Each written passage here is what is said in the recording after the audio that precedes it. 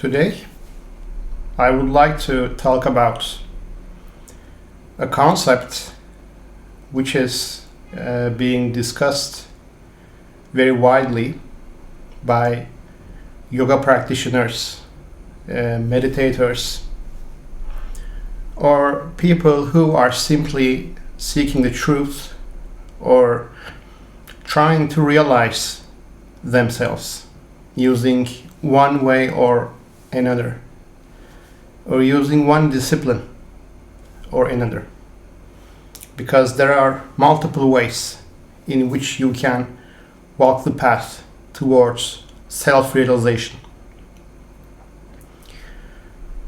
It is funny because once you get to a certain point, the forms and the practices start to seem like exercises, really. I mean, people need to exercise before starting to swim. You need to have strong lungs, you need to have strong arms, strong legs in order to be able to swim successfully. So there are many practices who basically develop your inner muscles, so to say. So the muscles which will eventually help you realize your own true self, which is connected to the truth that your self actually doesn't exist. So what does it mean, actually?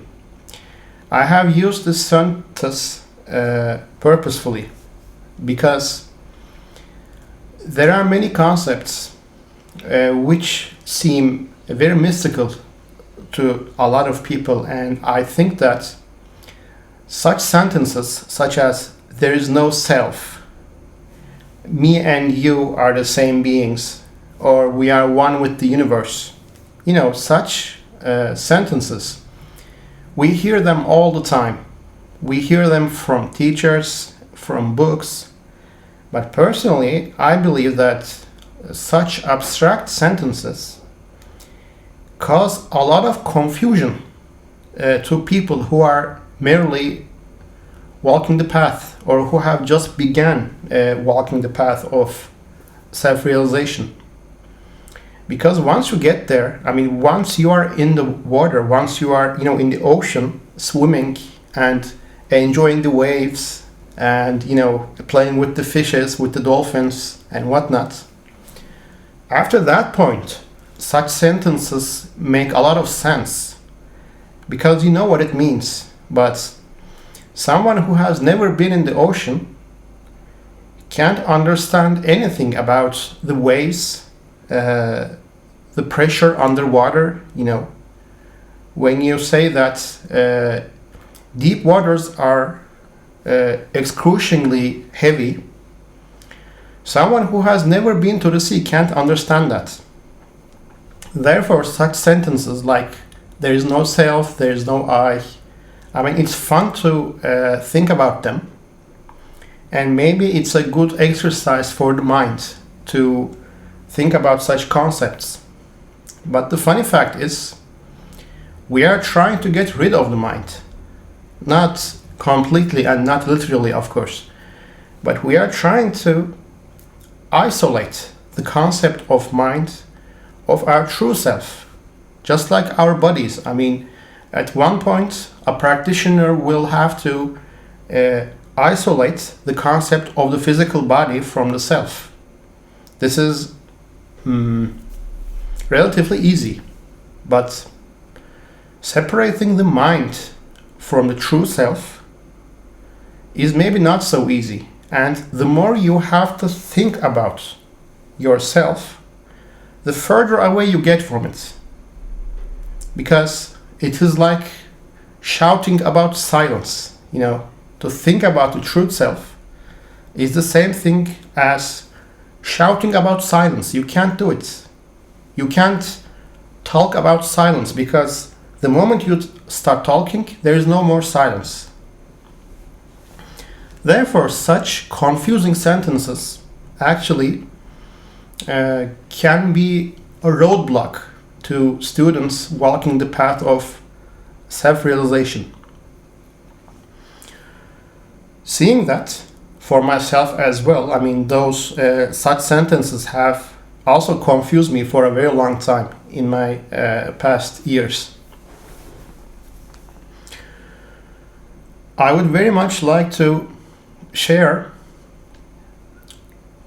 some easier insights which hopefully won't confuse the practitioners as much, because they can be related to our everyday lives more easily. I mean, it's gonna be maybe, of course, the truth of self-realization. Unfortunately, can't be expressed directly using words, because, as I said, the moment you start talking about it is the same moment that you have lost it. So it can't be talked about, but we can use words like building blocks, like a sand, to make a sandcastle, or we can use words like little Lego pieces to build a nice toy, and then you understand what it looks like. Maybe a sandcastle is not a real castle, but when you build something like that out of sand, you get an idea of how a castle looks like. So the samples that I'm going to mention in a moment are not going to be the truth itself, but it's merely going to be, in a way, sandcastles of the truth, so to say. Does it make sense? So, to make a small sandcastle, I would like to talk about trees, actually. The first thing that comes to my mind. Because everyone loves trees, right? I mean, everyone likes trees. They are all around. We all have seen thousands of trees during our lives. So I don't think that anyone has a strong trauma about trees or something. So it's a safe subject and a safe example that we can talk about for the most part. So what do we mean when we say that we see a tree? Or when we think about a tree, what does it mean? My point is, the everyday language is sometimes a barrier for our minds and intuitions to really grasp the true nature of things. So what do you think about when I say a tree? I think that most people will think about the body of a tree, then the branches, and then the leaves, and then the roots under the earth, maybe. All of those together make a tree. Most people will say that, I assume. But is that so? What if I would ask about a tree in autumn, which means that the tree is losing its leaves, right? I mean, you look at the tree, you see no more leaves, and it's very easy to say that the tree has lost its leaves. So, if a tree can lose its leaves, it means that the leaves were never the tree, right? I mean, you can't lose something which is yourself, because you can't lose yourself. So when you say that the tree has lost its leaves, you are saying that the leaves were not part of the tree in the spring either, which is not true, right? The leaves are part of the tree.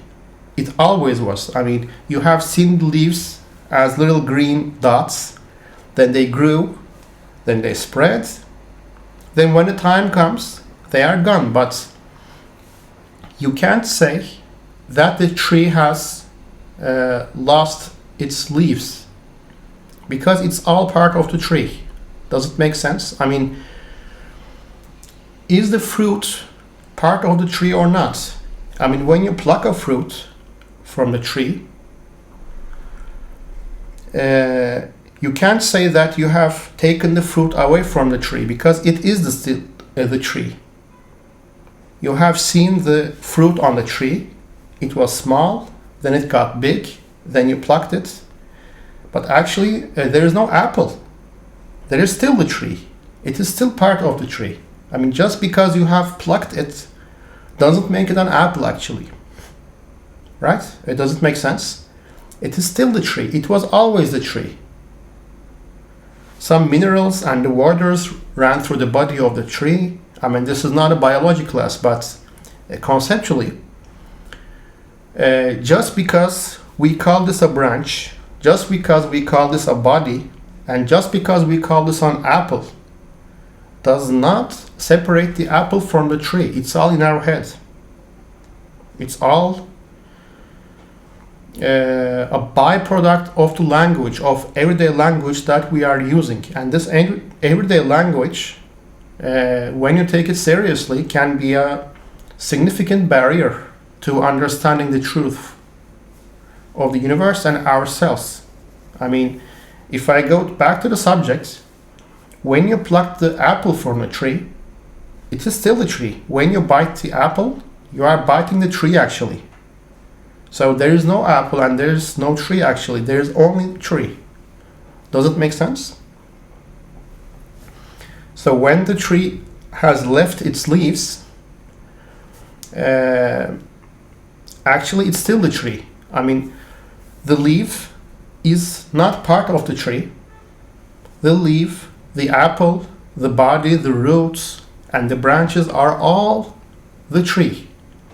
I mean, the tree is not a five-piece thing, right? I mean, it's not like when you look at the chair, you see four legs and a table, sorry.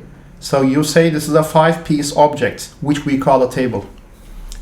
But when you look at the tree, this is not true. I mean, you take away the roots, there's nothing left, it dies. You take away the branches, it dies. So it's all a whole. Just because we call it apple, when we see it in the refrigerator, does not make it an apple, actually. It is still a tree. We have this tree in our refrigerator. So does it make sense so far? So conceptually, we can separate the apples, the leaves, and the body and the roots of the tree, right? I mean, this makes sense. It is all the tree. Just because we call it a tree or an apple or a leaf does not make them separate. It's all one. It all functions together. The apple is as much as the tree as the leaves, and the leaves are as much as the tree as the roots. It's all one. We may be seeing different forms or different aspects of the tree, but it's still the tree. I mean, you can't separate the apple from the tree because it was part of the tree. Just because you can pluck it does not make it not tree. It is still the tree. Does it make sense so far? So following the concept, what separates the tree from the earth? There was a little seed at some point in history. The seed was planted in the earth, and then many minerals and water and soil and whatnot, they all came together and it grew into a tree. So they all work together. The earth, I mean, just like I can't isolate an apple or a leaf from a tree, I also can't isolate the tree from the soil and from the earth. It's all one. Does it make sense? I mean, the apple can't be separate from a tree. It's the same thing. But likewise, the tree can't be separate from the earth, from the soil, from the minerals. So the apple you see in the refrigerator is actually earth. Does it make sense? So all of the fruits are actually part of something bigger. I mean, all of the fruits we see in the refrigerator, they are different. So some are green, some are red, some are big, some are small, some are juicy, some are dry. But they are all one actually in that sense. They are all trees, they are all earth, they are all air, because just like you can you can separate a leaf from a tree or an apple from a tree, you can separate anything from anything else. So all apples or all raisins or whatever fruit you like are actually still the tree. It's not part of the tree. It's not separated from the tree. It's the tree actually. Just because you can pluck it does not change that. To me, it's like taking a glass of water out of the ocean. So just because I have put this water into a glass does not make it a glass of water. That's only our conceptualization of this. It's still the ocean. Same thing. So going forward a bit faster, what makes us separate from the universe? If an apple can't be a separate part of the tree, how can the human be a separate thing in the universe? It's the same concept.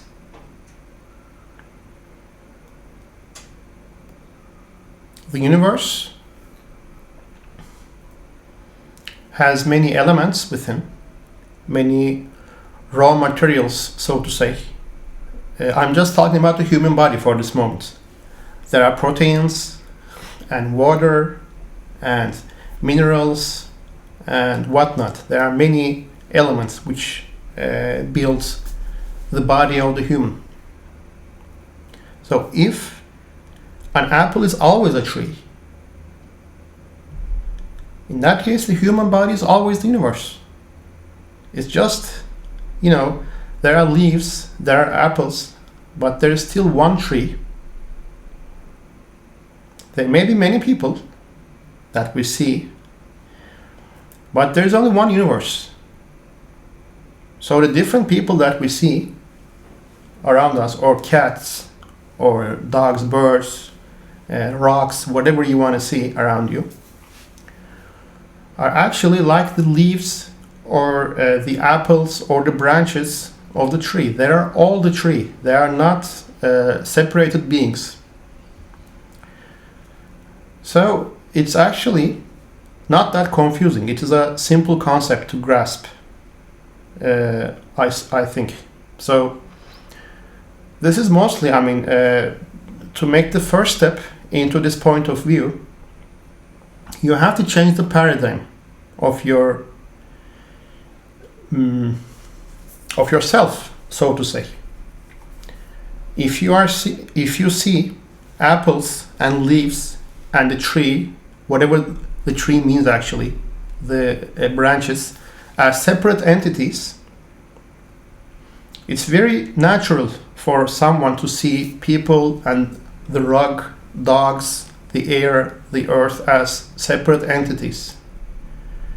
But if it makes sense to you that an apple, the leaves, and the branches are all a whole, which we happen to call the tree, and they are inseparable, even if you pluck the apple, it's still the tree. Us human beings are the universe. The universe, just like a tree has different way of expressing itself. When you look at the tree, you see leaves. That's one way of the tree's way of expressing itself, so to say. There are apples. That's another way of the tree expressing itself, but it's all the tree. So when you look at the universe, we are all the universe. We all are. There is no way around it.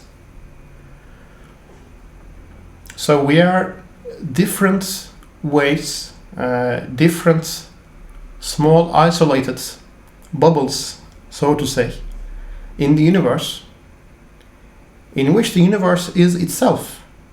So when someone says there is no self, there is no I, that's most likely the direction of what the sentence means. It's not that confusing actually. It only requires a paradigm shift.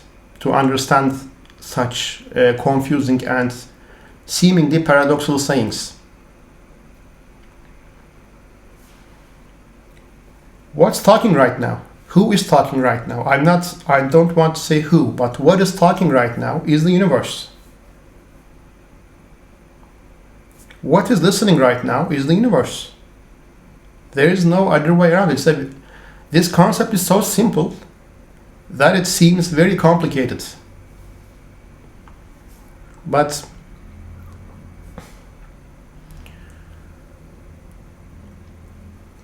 this concept may be easy to grasp with the mind. But to truly realize it, obviously one needs some practice.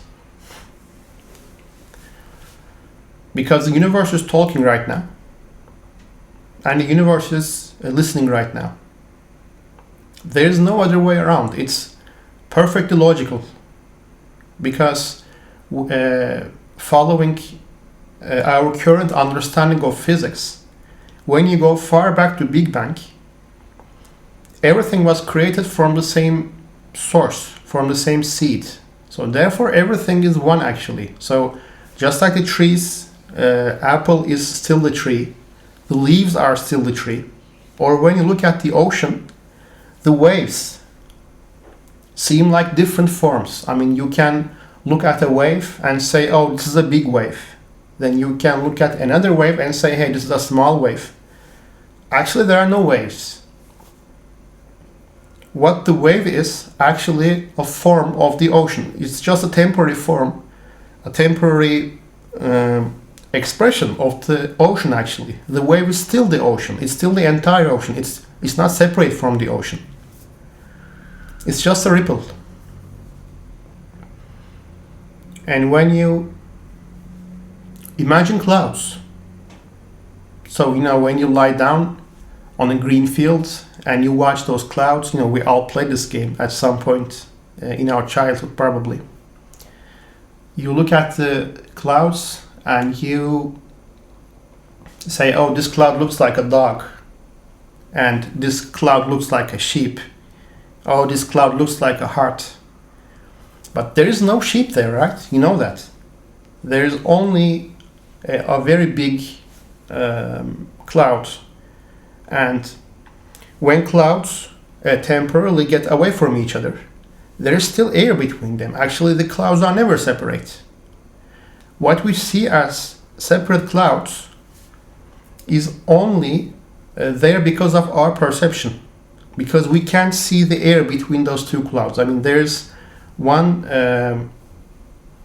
pile of air here, which we see as a cloud. There's another pile of air here, which we call as another cloud. But there's still air between them. So it's all air, actually. What we see like a dog-shaped cloud or a sheep-shaped cloud is actually merely our own perception. It's still air. It's still air plus whatever elements reside in the air. Those names we call, or those isolated clouds, so to say, is only there because of our limited perception. It is only our conceptualization. So just like we conceptually separate the apple from the tree, which is far away from the truth actually, it's all tree. Separating clouds from each other and calling them names is actually a result of our own perception once again. And separating humans from each other and from the nature, from the animals, is also because of our own limited perception. It's because maybe we are taking our own perception too seriously, and we are very keen to assume our own perception as the base reality. Okay, if I see separate objects, they must be separate. And this is taught to us in our childhood, in our schools. So therefore, our mind is, for the most part, shaped like that. We are used to think like that, to see things separately. However, as we get closer to self-realization, This paradigm changes dramatically towards the way that I'm trying my best to point towards. If tree, or if the branches and the apple and the leaves are all one, which we conceptually call the tree, in that case, all people and all matter, all universe, all nature are one. Just think wider. The tree is one example. Make it wider and you will see. Who is talking right now? There is no who. The universe is talking. Here is just a ripple, just like a ripple of water. This ripple is talking. That's so simple. It's the universe talking. And who is listening? Are you listening? No, there is no you actually. The universe is listening. You are also the universe. Then, typically comes the question. If that's the case, okay, conceptually we understand we are all one. Right now the universe is talking and the universe is listening. And maybe next week it's gonna be vice versa. I will be listening. It's still the universe, doesn't matter. So why do we have isolated experiences? So when a needle is stuck in your finger, you feel pain, but I don't. So why is there such a separation of awarenesses? So how is that explained in that matter? The answer to this question is unfortunately beyond the capacity of the mind. Because the mind can't understand what's beyond its capacity. It's just like that. Imagine a computer program or a phone application, whatever you like. So a software program can't possibly understand its programmer, right? I mean, there are maybe 5, 6, 10, 20 programs in your computer that are running in parallel. And each program in your computer is assuming that it is a separate entity. But when you look to your computer, actually there are only chips and ones and zeros and different things that are stored in the computer. So actually there are no separate programs. There's only one computer, and those programs are actually illusions to separate you from the complex infrastructure of the computer. But a program is not designed to understand its programmer and the complexities that go into programming and the computer. Even the computer itself, even the entire computer can't understand its creator, its human engineer, or the engineering behind it. The computer only works the way it's programmed to, it's supposed to. So our minds, our brains, if you like, are just like those computers, actually. So we are very inclined towards assuming that we are our minds. So we think that our ideas, our experiences, and whatnot that goes into the mind is ourselves. So many people that I met, I assume that when they say I am this or I am that, they're actually pointing towards their minds. But the mind is actually just a computer. It's a computer with many programs within that for the most part run automatically. So just like a computer can't understand the human culture or society or the engineers that have created this computer, the mind is simply not able to grasp this and go beyond this concept of duality, actually. The best thing that I know that can be done to make the experience of being the universe itself more vivid and more real, actually, is practice. There are many disciplines on world. you can go to any culture and you will find a spiritual practice which may be preserved or not so well preserved, because I have seen it many times. I'm sure that you did too. I mean, such spiritual practices over time can unfortunately turn into industries as well. So maybe not all of them have their essence preserved. But if you look around, I'm sure that everyone will find a form or a discipline of practice for themselves. So what does those practices help with? For example, in my life, being a yoga practitioner, I have found many benefits from yoga, but not only physical, because yoga has many different steps. It's like an eightfold discipline that brings you closer to self-realization. The point is, what we call the human, I don't want to call it a human, because to me it's a tree. Do you get it? It's like the universe, but just for the sake of communication, I want to call it a human right now, just like calling a tree an apple. You know, I'm going to call it a human for now, but a human has a body, a mind, an energetic body, you know, those flow of energies within the body, and a point of awareness, and so on and so forth. So it's an integrated being. So your mind is integrated with your body. So if something's happening in your mind, it also affects your body. If something happens in your body, it affects your mind, and your emotions affect your state of being, and so far and so forth. So it's all an integrated structure. The thing is, one needs to look at his or her life as a whole.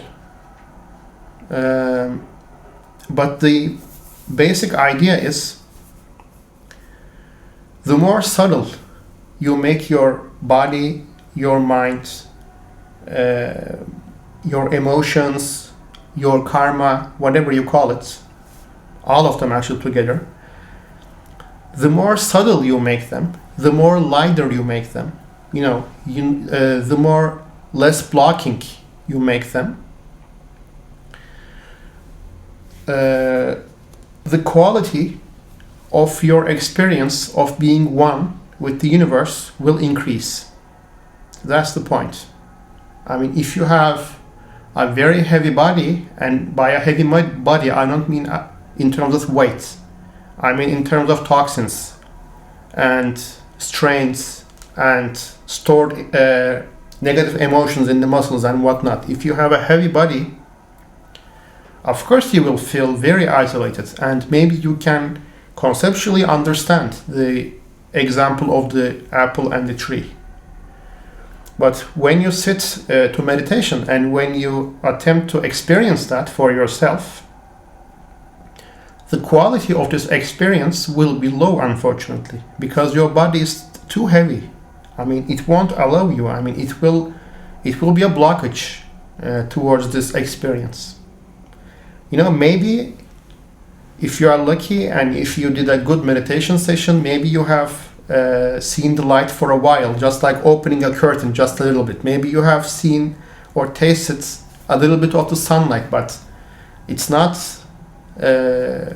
all light around you. Or just like the ocean, maybe. I mean, if you imagine this realization like going into the ocean, into the water, maybe your feet will get wet a little bit with meditation, but you won't be swimming yet. That's the thing. So this is where those practices actually are important, in my experience.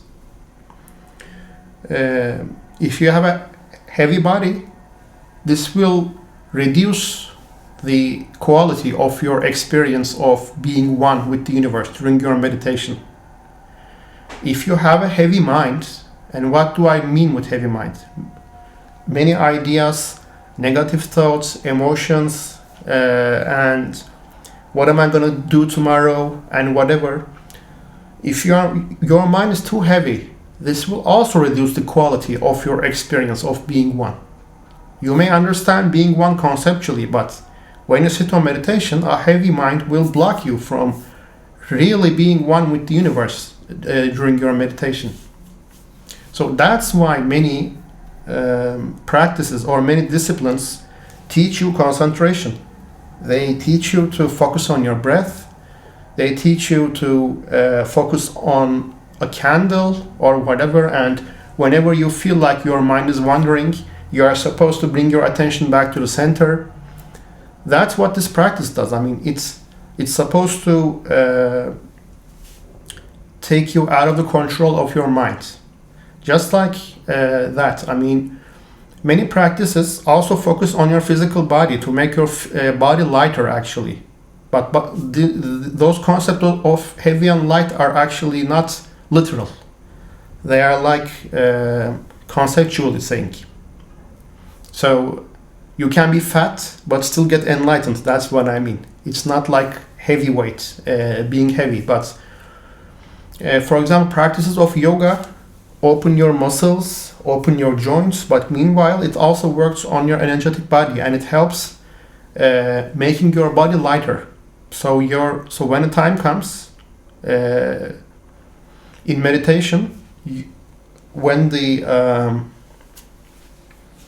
time comes, when the light comes, or when the experience comes, the quality of the experience of oneness will be much higher if you have a light body. And the same goes with your breath. I mean, you have to breathe correctly, and you have to eat correctly. I mean, if you have lots of toxins in your body going around, those toxins will affect your emotional balance as well. Like eating too much sugar has an effect. And therefore, many of those disciplines suggest that you eat in a certain way. Of course, this also has other maybe health benefits of eating good, and it also brings benefits of your willpower. I mean, if you don't eat everything that you want, of course, maybe your willpower will increase over time. Or fasting, for example. Fasting also has many benefits. Your willpower gets stronger, and you help your body get rid of toxins. But such formulas actually, at least for me, in my experience, the grand purpose is actually not to make you healthier or more beautiful or whatever, because the body is temporary anyway. I mean, what does it mean if you live 2 years longer? This can't be the goal. I mean, those are the byproducts of such practices, which are also more than welcome. Who doesn't want to be more healthy? I mean, who wants to get sick in 40 years old because he or she didn't take care of the body? Of course, those are more than welcome, but the grand purpose is actually to make the body lighter, to make your karma lighter, to make your emotions lighter, to make your mind lighter and less in control. So the mind is not driving the car, but the mind is like in the backseat of the car. So you can be, as a point of awareness of the universe, you can be in the center. Eventually, when you are meditating, and when the right time comes, and when this inspiration of oneness with the universe comes to you, the quality of this experience is measured with how light you are. No pun intended. So if you have a light body, if you have a light emotional structure, if your mind is calm, only then you can really become subtle and have a higher quality experience of being one with the universe. And someone who keeps those practices and who keeps meditating and who keeps getting this inspiration of being one with the universe maybe may have the chance of making this experience permanent. Who knows? And maybe this is what is called being enlightened. I mean, If you can make this state of being one with the universe constant, but not only conceptually, but ethically, mindfully, I mean everything, then the fake ego or the recourse of the body, the past experiences of the mind will all resolve, all melt, and only the pure universe will be seen. Because as humans, again, I don't want to call us humans because I don't like to call an apple an apple. I like to call an apple a tree, but just to make the communication easy, I will say humans again. The human is actually the universe looking at itself through a physical experience, through a physical body in a physical dimension, which is also an illusion, but just for the sake of communication, I'm using those terms. And the body and our brains, our minds come with pre-programmed software actually. The body is programmed to survive. Otherwise we wouldn't be here. I mean, the body records experiences and then develops ideas out of those experiences and brings them to your attention, and the mind generates ideas, and for the most part this is done automatically. So the more we get attached and focused to our bodies and to those mechanisms of the mind and to those past traumas, to those experiences, to this talking voice in our head, whatever you call it. Many cultures have names for it. The more far away we fall from the realization of ourselves. So those practices, those disciplines, and yoga is just an example, there are many other disciplines in the world, actually try to enlighten those physical or blocking concepts and getting us closer to ourselves. And those are actually not bad things. I mean, I don't mean to see the body, the mind, the emotions, this perfectly automated physical mechanism. It's not hinders actually. I mean, the purpose of it is not to make life harder for us, for self-realization.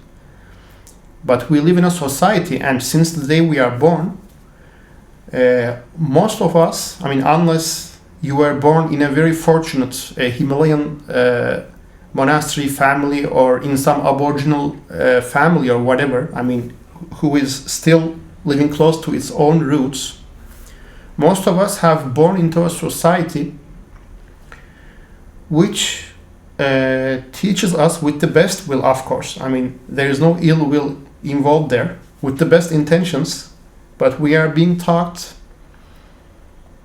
the illusions of the universe as the reality.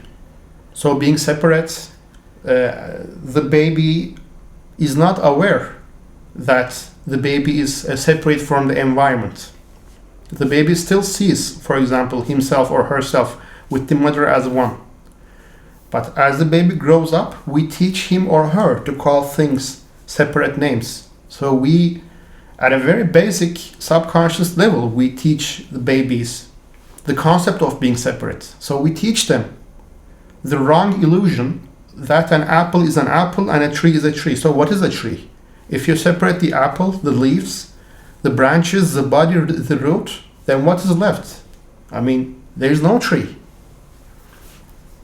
But in a very young age, we are taught that we are separate entities and the universe is just a big pile of separate things, tucked together in this ether, whatever, in this bag of existence, which is simply not true. So we have to go backwards to the time when we were a baby. So all those practices are those disciplines that we may encounter in our lives, such as yoga, Actually, for me at least, the grand purpose is to undo the illusions and the concepts, the ideas, the mental building blocks that the society gave us. So we make our body lighter, we make our mind lighter, and by mind practices, we shake our realities, we shake our perspectives to see that there are multiple perspectives in the universe. And by reading the ancient teachings, we get an idea, we get closer to understand what those human beings were seeing the universe like, because they were probably much closer to their own selves than we are today as an average person, I mean, because they were born in nature and they were raised in nature and they were much less exposed to this illusion of being separated. So long story short, that's actually the grand purpose of those practices. And the more someone does them in the correct way, of course, the higher the quality of being one with the universe is going to be. So more or less, that was my subject for today, and that was what I was intending to talk about today. It went without any plan actually, but I think I have said too much already. I hope that this small speech will help some practitioners to get one step closer to the concept of self-realization, and there is no me, there is no self, I am, we are all one, I am a tree, me and you are not separate beings, namaste. I mean, what those terms mean, at least for me, is actually that we are all apples in the tree of the universe, or we are ripples in the ocean of the universe, nothing more. I am the universe. I always was. And I always be. Even when the body will change its form and give its minerals and proteins back to nature, whatever. It's still the nature actually. This point of awareness will maybe merge back into the ocean in this form or another form. But since I'm the universe, what is there to worry about? I always was the universe. And I always will be. Only the ripples will change, only the form will change. So that's maybe the closest thing that I can say about being immortal. So people are immortal, people will live after death. I mean, this concept also exists in all cultures. And maybe that's a concept for another speech, but whatever you believe, it makes perfect sense that the universe will always be the universe. So if there's no me and no you and just the universe expressing itself, then me is just one face of the universe and you is just another face of the universe, which is all one, just like the apple and the leaves. So the universe will always be the universe. So I will always be I, you will always be you, and I and you does not exist. There's only universe. So what's there to worry about? It's only ripples and ocean. It's only apple and trees. But the practice, if the practice can bring us closer to our original selves and melt away the illusions that the society has taught us, then the quality of understanding of being one with the universe will be much stronger and much more vivid.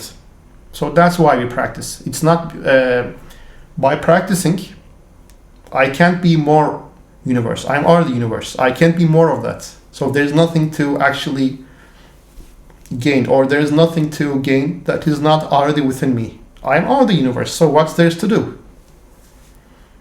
But we dose those practices to make the experience stronger and more vivid. So the universe knows the universe more vividly. And it's not a must for everyone. Only if you find your calling there, do it. Even if you don't do it, you are still the universe. Doesn't change a thing. But if you find your calling in experiencing the oneness, if your spiritual level, or if your soul calling, whatever you would like to call it,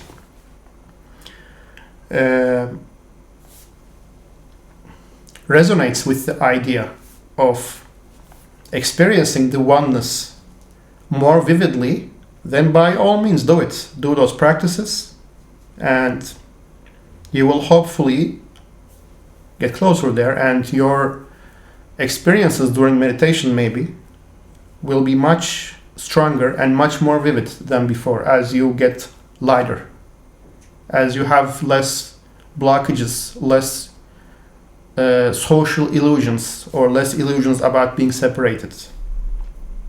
Those experiences will be much stronger. And when this experience of being one becomes constant, not just like a meditation experience, but when it becomes constant, I suppose that's what people call enlightenment or nirvana, or whatever your culture is calling it. So I hope I could be helpful in enlightening some terms and some concepts about oneness and practice, and why we need it, and why we do it, and why not everyone has to do it, actually. So I salute you and hope to see you in another speech once again. So goodbye for now.